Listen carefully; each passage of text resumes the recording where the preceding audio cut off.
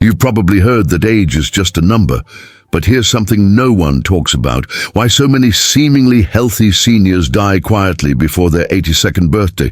They looked fine, they felt fine, then suddenly they're gone.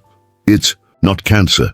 It's not heart disease. What's really happening is much more silent and far more dangerous. If you're over 60, you need to hear this. Because what you do in the next 30 days could determine how long and how well you live. They say growing old is a blessing, and it is. But what if I told you that millions of seniors in the United States are quietly being robbed of their later years? Not by the diseases we fear, but by something far more invisible. Most people assume that when an elderly person passes away before 82, it must have been due to heart failure, cancer, or some tragic accident. But after 30 years of working directly with older adults, I've seen a very different pattern emerge, one that most doctors don't talk about. It starts subtly: a slight drop in energy, a little more forgetfulness, a fading interest in activities that once brought joy. Nothing alarming, nothing that screams emergency, but this slow drift, this quiet decline, is the true danger. You see, there's a hidden epidemic sweeping through America's senior population, an epidemic of disconnection. Disconnection from the body, from joy, from physical intimacy, from the very sensations that once made life feel rich and deeply human. As people age, they're often told to accept discomfort, isolation, and numbness as part of the natural process. But that's not aging, that's surrender. And it's costing people their lives. The human body, even at 60, 70, or 80, still craves connection. Not just emotional, but physical. Touch, stimulation, closeness. These aren't luxuries, they're biological needs. When they go unmet, the body begins to shut down, not in a loud, obvious way, but in quiet, progressive ways. Circulation weakens, hormones drop, immunity fades, cognitive sharpness dulls.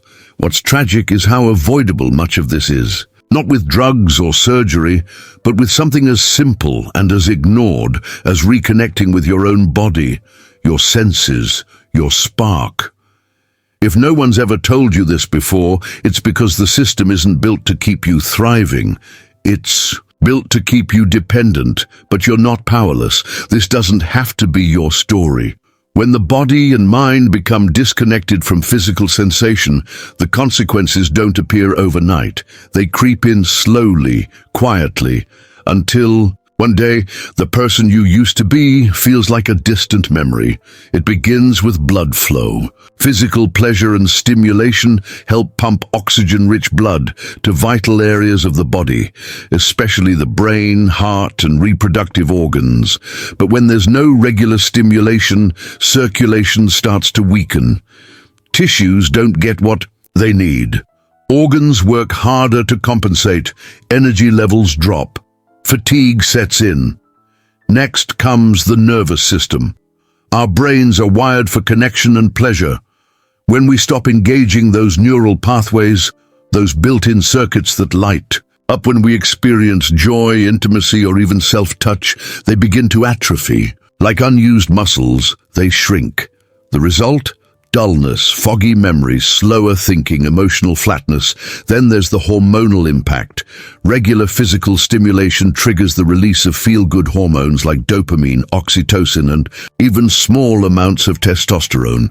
These hormones support mood stability, muscle strength, and a healthy libido. Without them, the hormonal scale tips in the wrong direction toward cortisol, the stress hormone that accelerates aging, weakens the immune system, and feeds depression. Sleep suffers. Appetite changes. Resilience fades. And here's what's most concerning. Most seniors experiencing this don't even realize it's happening. They blame age. They assume this is just how it goes. But it's not. This slow erosion of vitality doesn't have to be inevitable. The body is capable of remarkable things, even late in life, if we give it the stimulation it needs. One of my patients, a 74-year-old widow named Carol, told me she thought her days of feeling anything were over. She had accepted numbness as her new normal. But with the right guidance and a gentle, consistent reconnection with her body, her energy, mood, and sharpness returned within weeks. "I feel like I woke up," she told me, and she's not alone. The truth is, what you do with your body, how you engage with it or neglect it, has a direct impact on how long and how well you live. So how do we interrupt this downward spiral? How do we reclaim the biological forces that keep us alive and vibrant? Let's be honest. For many people, the word masturbation still feels awkward, even inappropriate, especially when we're talking about older adults. But if you're over 60, it's time to challenge that discomfort, because what we're really talking about isn't just a private act. It's a proven tool for health, longevity, and emotional vitality.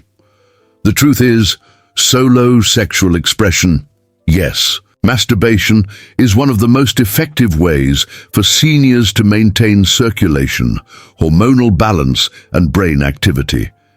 And I don't say that lightly.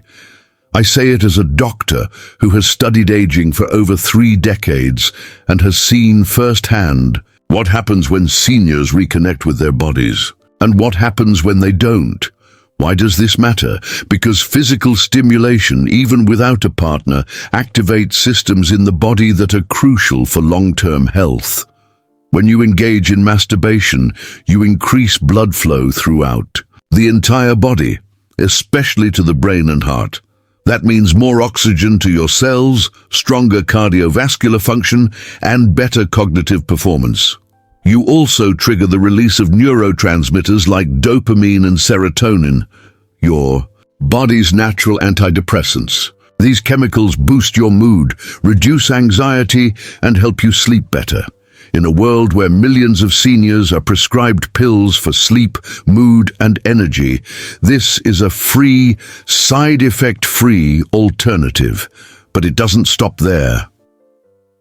Regular self-pleasure has also been linked to improved immune function. It lowers cortisol levels, which reduces inflammation, one of the root causes of chronic diseases like diabetes, heart disease, and even Alzheimer's. For men, it supports prostate health. For women, it maintains pelvic floor strength and helps prevent dryness and discomfort. And perhaps most importantly, it keeps your sense of self alive. When you touch your body with care, curiosity, and respect, you send yourself a powerful message.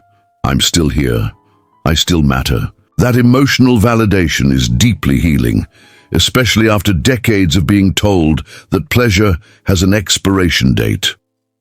One of my patients, a 69-year-old retired teacher named Frank, told me he hadn't thought about self-pleasure in years. "I figured it was behind me," he said, but after starting a simple, respectful routine of self-connection just twice a week, his energy came back.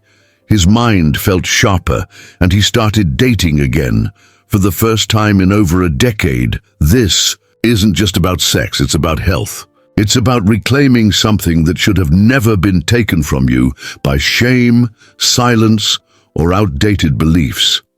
So if you've been told that masturbation is something to be ashamed of, or something you're too old for, I invite you to throw that idea out today, because the science is clear. This is not a weakness, it's a strength, a practice. A medicine your body already knows how to use. If that's true, then why is it still so hard for many seniors to reconnect? It comes down to 3 deeply rooted lies, and these lies are stealing not just your joy, but your strength, your energy, and your time. The first lie is, "I'm too old for that." Society paints a picture of aging that's dry and disconnected. Once you pass 60, you're expected to stop caring about pleasure. But that's wrong. Age doesn't erase your need, it just changes how your body expresses it. The second lie is, self-pleasure is shameful. Old cultural beliefs can make us feel guilty for even thinking about touching ourselves, but that shame was never yours to carry. You're not doing anything wrong. You're caring for your body in one of the most natural healing ways possible. And the third lie, sexual health is separate from overall health. This one is dangerous. Your sexual health is connected to your heart, brain, immune system, mood, everything. When you care for one, you care for all. When you neglect one, they all decline.